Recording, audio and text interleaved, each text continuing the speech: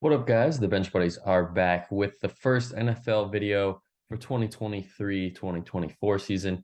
As always, you got to hit that subscribe button for the giveaway at 500 subscribers. But we'll talk about the mock draft and what I have thinking of happening here.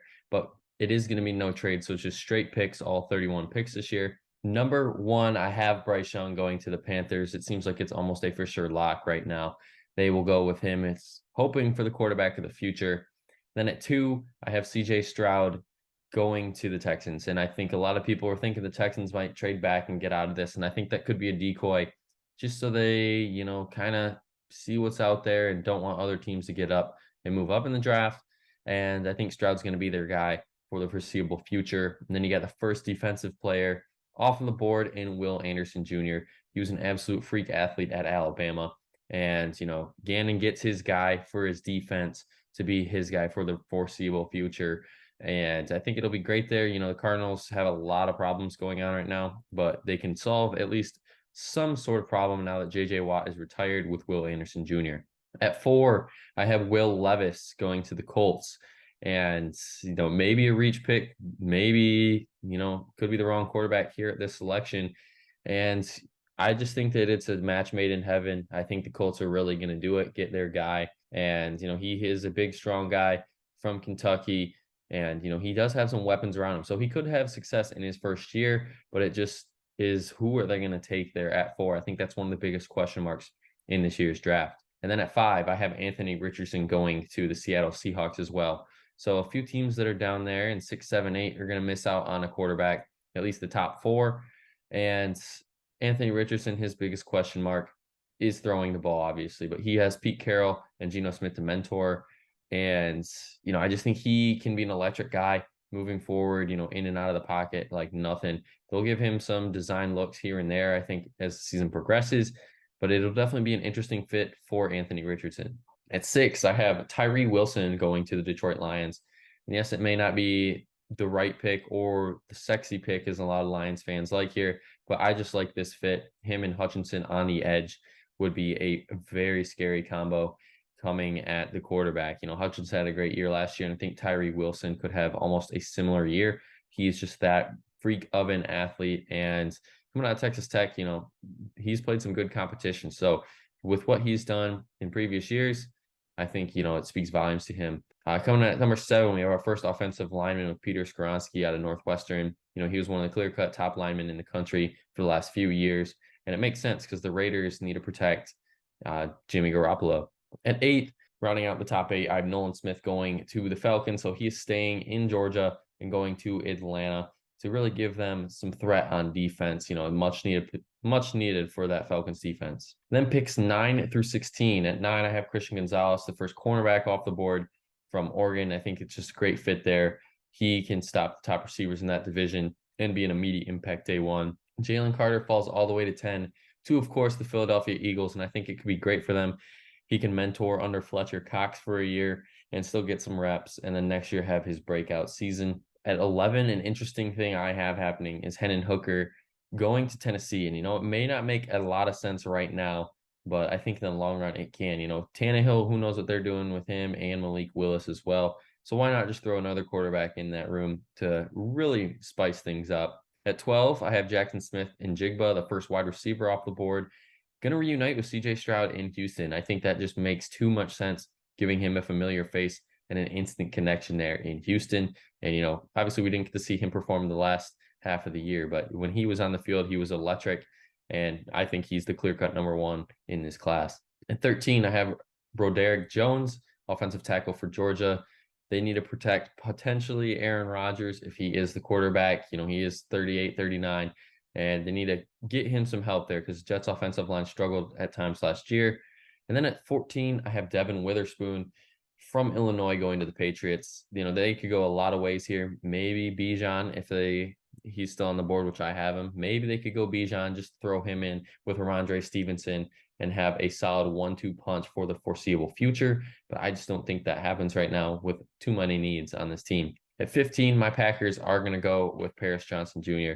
As much as I want them to take either Dalton Kincaid or Michael Mayer, it doesn't make sense right now with Jordan Love. You got to protect the young quarterback, give him some time to make his reads and whatnot.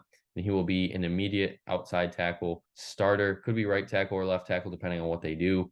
But he was great at Ohio State, and I think it's worth a great pick here. And rounding out 9 through 16, I have Dalton Kincaid being a tight end coming off the board from Utah. Sam Howell, the projected starter right now, will get another weapon around him. And, this guy, what couldn't he do? He was, Utah's #1 guy. It seemed like almost every pass that was thrown.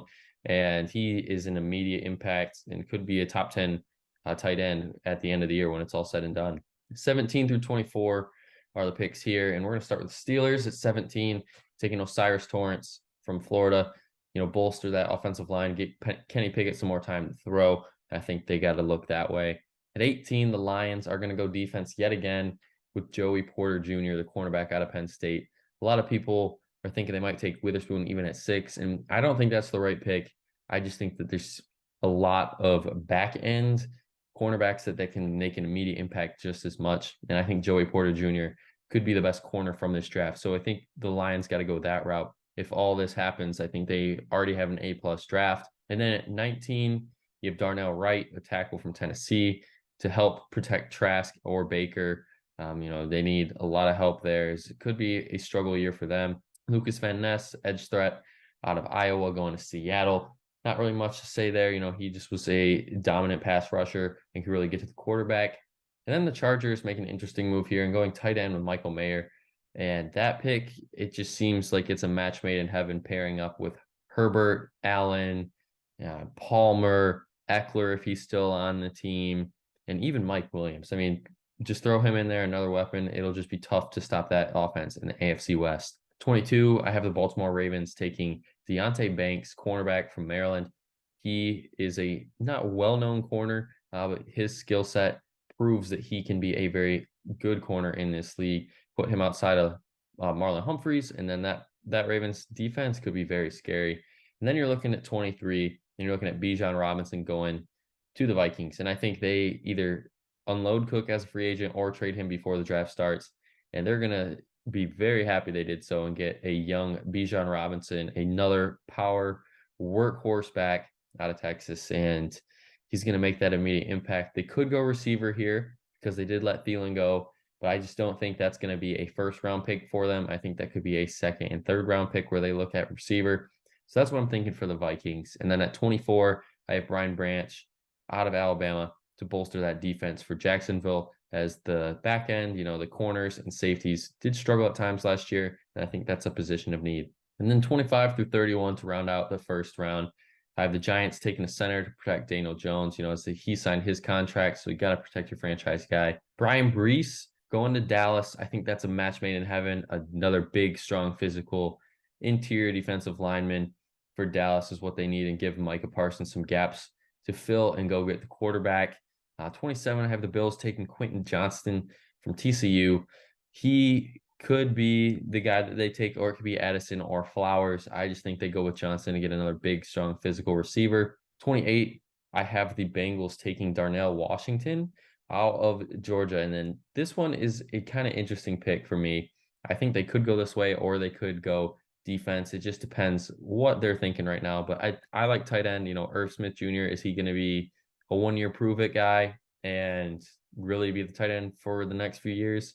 I don't think you want to take a chance on that. And with a talent like Darnell Washington still on the board, I think you look that way. And then 29, you got Jordan Addison, a wide receiver that a lot of people thought could be the number, 1 receiver off the board. And that's not the case in my draft here. He's going to the Saints to pair up with Chris Olave and their young core around him. And I think they add a talent like him, then Derek Carr is going to be very thrilled to have him in the building. And Derek Carr could put up some solid numbers with these guys around him. So it's going to be a very interesting pick here for these last few picks to see what they're going to do. The Eagles are going to go with an edge rush out of Iowa State, Will McDonald. He is very electric and is a guy that you have to know where he's at all times. And for Philly, him and Jalen Carter in this draft, that's an A+ draft already. And then at 31, a lot of people are thinking, no way he falls this far. And I think it does somehow, some way. The Chiefs still get their guy. Zay Flowers would be the next Tyreek Hill 2.0 for this Chiefs team. They did lose Juju, And they still, did lose Hardman and whatnot, but they need a receiver. And Zay Flowers is going to be that guy for the foreseeable future. Him, Sky Moore, Justin Watson, they could be the guys. But when you throw Zay Flowers in there, he's going to make that immediate impact and have those Tyreek Hill-esque runs from Mahomes. So that's going to be it for this video, the NFL mock draft 1. Make sure you come back next week to see if anything's going to change in my mock draft 2.0. But until next time, the Bench Buddies are out.